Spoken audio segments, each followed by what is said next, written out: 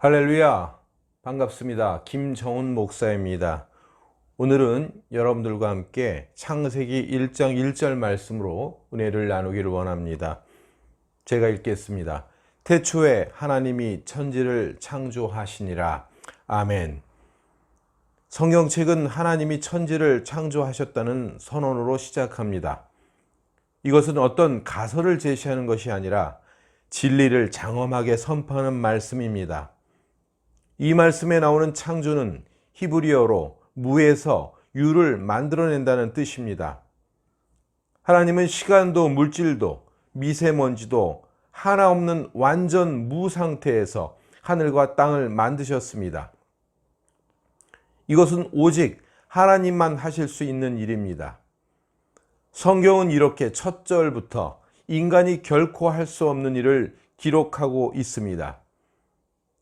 그렇기 때문에 애시당초 인간은 하나님과 결코 비길 수 없으며 결코 인간이 신이 될 수 없는 것입니다.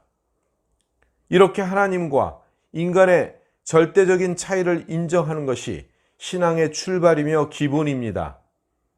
또한 하나님이 천지를 창조하셨다는 것은 내 인생이 어디로부터 왔고 왜 존재하는가에 대한 답을 선포합니다. 그러므로 창세기 1장 1절이 믿어지지 않으면 뒤의 내용도 믿을 수가 없고 열리지도 않습니다. 그래서 사람들은 하나님의 존재를 부인하게 되고 하나님과 같이 되고자 합니다. 또한 어디로부터 왔는지 모르기에 어디로 가는지를 몰라서 하나님이 주신 그 구원의 길을 인정하지 않습니다. 따라서 창세기 1장 1절 이후 기록되어 있는 구원의 약속, 사랑과 복의 약속, 승리의 약속을 누리려면 하나님이 천지를 창조하셨다는 것을 한치의 의심 없이 꺼리낌 없이 믿어야 합니다. 그런데 여기에서 종종 과학적 지식이 문제가 되곤 합니다. 현대과학의 대표적인 이론 하나가 빅뱅 이론인데요. 이것은 하나님의 창조에 대항하는 이론입니다. 우주 물질들이 한 군데 모여 있다가 우연히 대폭발을 일으켜서 그 조각들이 행성이 되었고 지구도 그 중에 하나라는 것입니다. 또 다른 이론 하나는 진화론인데요. 개체들이 재생산하는 과정을 통해서 새로운 종들이 출현한다는 이론입니다. 인간이 원숭이 같은 영장류로부터 진화된 것이라는 주장입니다. 과학으로 밝혀낸 인간 유전자 지도와 고릴라 유전자 지도는 그 일치율이 98%에 이른다 하여서 이 질환자들은 인간과 고릴라의 아버지가 1000만 년 전에는 같았다는 주장을 하고 있습니다. 즉, 인간이 고릴라에서 변종되었다는 것입니다. 그러나 분명한 것은 이 진화론은 모순 속에서 출발한 이론이라는 것입니다. 그중 몇 가지를 살펴보자면 우선 한 종이 다른 종으로 변천됐다는 증거를 제대로 제시하지 못하고 있습니다. 단세포가 고등생물로 도마뱀이 시조새로 바뀌었다고 주장하지만 그 중간계 존재를 입증할 만한 화석이 발견되지 않고 있습니다. 창세기 1장 11절과 21절 말씀해 보면 하나님이 생명체를 각기 종류대로 만드셨음을 분명히 하고 있습니다. 그리고 진화론자들의 가설을 만약 우리가 수용한다 할지라도 최초의 원종은 어떻게 출현했는지에 대해 그들은 침묵하고 있습니다. 모든 생명체는 유전자 지도를 가지고 있는데 인간의 게놈 지도를 최초로 완성한 프랜시스 콜린스는 31억 개의 유전자 서열을 가리켜서 신의 설계도라고 말을 했습니다. 다시 말해서 하나님이 없이는 이런 엄청난 설계도가 우연히 생길 수 없다는 것이 그의 결론입니다. 하지만 진화론자들은 생명은 어디서 왔으며 인간 안에 있는 인격성은 어떻게 생겨나는지에 대해서 답을 주지 못합니다. 결국 진화론을 믿는다는 것은 그것이야말로 오히려 큰 믿음이 필요합니다. 창조 영역에는 그렇기 때문에 과학이 적용되지 않습니다. 따라서 과학은 창조 이후의 문제를 다룰 수 있을 뿐입니다. 이렇게 성경과 과학이 충돌할 때 우리는 어떻게 해야 할까요? 우선 성경은 있는 그대로 믿어야 합니다. 그리고 과학이 지동선을 입증한다면 그때 가서 성경이 왜 그렇게 기록했나 생각해 볼 문제인 것입니다. 예를 들어서 여호수아가 전쟁 중에 태양아 멈춰라 라고 했고 그대로 되었다는 기록은 당시 그의 문화적 배경에서 나온 지식과 언어를 존중해 주었기 때문입니다. 그 상황에서는 과학적 지식 교정이 중요한 것이 아니라 그의 믿음이 중요했기 때문입니다.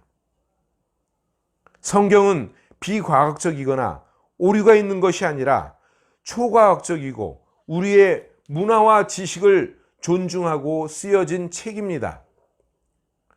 성경은 오늘날 과학자들 수준에 맞춰 쓴 책이 아니라 모든 세대의 만인이 다 읽을 수 있도록 보편적 언어로 표현한 책입니다.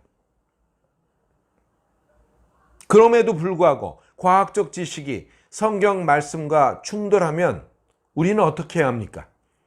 만유인력 법칙을 발견한 천재 물리학자인 그리고 천문학자인 아이작 뉴턴은 과학은 피조 세계를 연구하는 학문일 뿐이다 라고 말했습니다.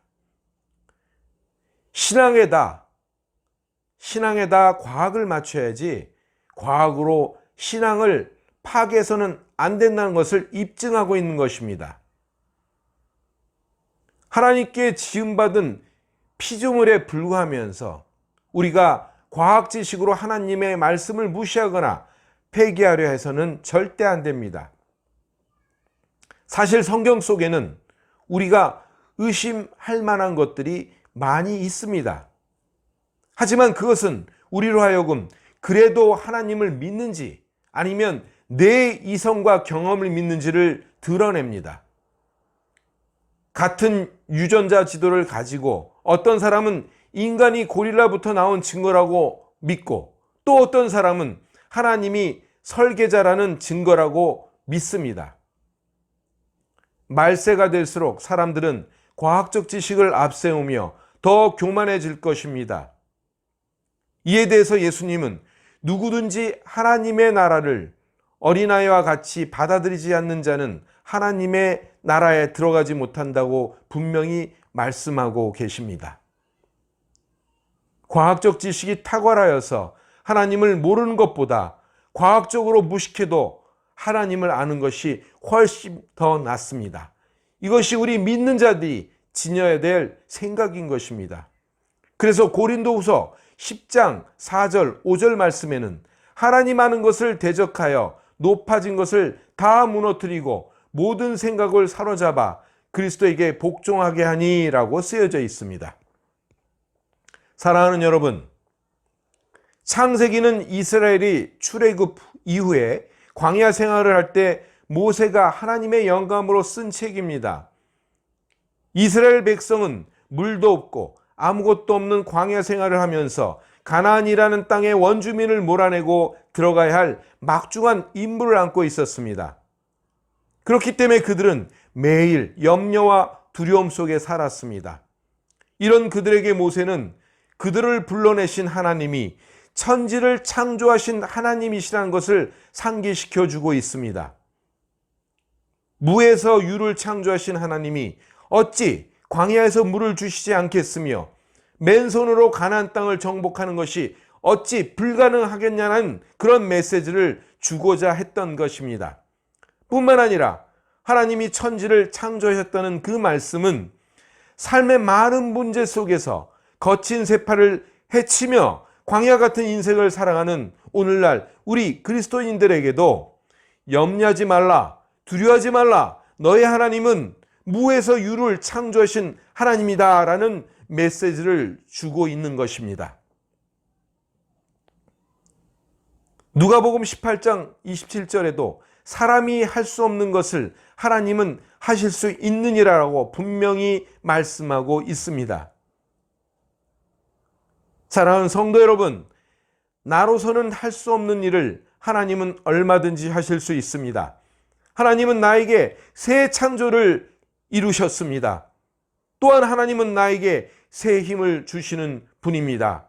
우리 모두 하나님 붙들고 다시 일어납시다. 아멘.